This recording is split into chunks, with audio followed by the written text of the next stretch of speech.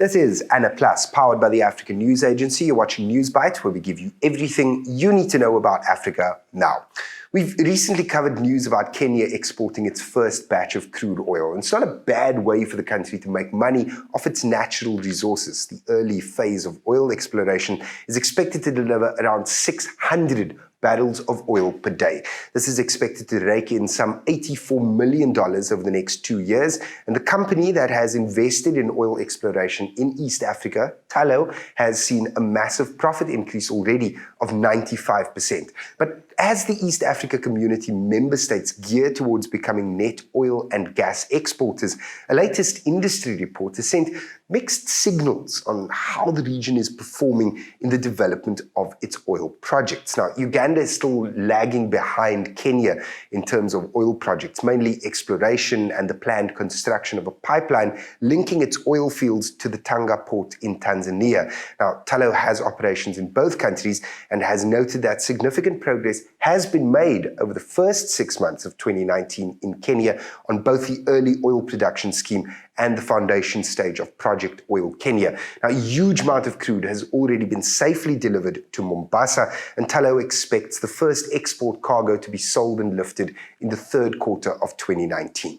Now, the joint venture partners and the government of Kenya have also concluded negotiations around key fiscal and commercial principles for Project Oil Kenya, with agreements between the parties signed in Nairobi earlier in August.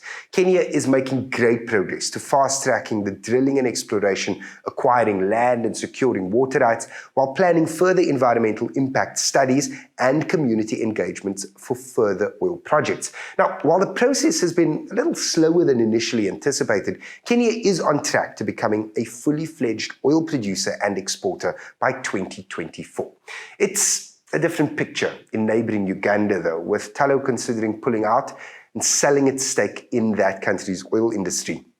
In January, the CEOs of both Tullow and Total met with President Yoweri Museveni, who's been president since 1986, mind you, where principles for the tax treatment of the farm down to China National Offshore Oil Corporation and Total were agreed. Now, the joint venture partners have worked to finalize an agreement based on these principles. However, Tullow and its joint venture partners have so far been unable to finalize this agreement with the government of Uganda. Now, we'll keep a close eye on further oil developments in Uganda because it ties in closely with the East Africa Pipeline project. So the geotechnical and geophysical surveys have already been completed for the entire route across both Uganda and Tanzania. There were ongoing discussions between both countries regarding key commercial agreements which are required prior to rollout. Now, the oil company is expecting to bring in some $900 million in revenue and around $500 million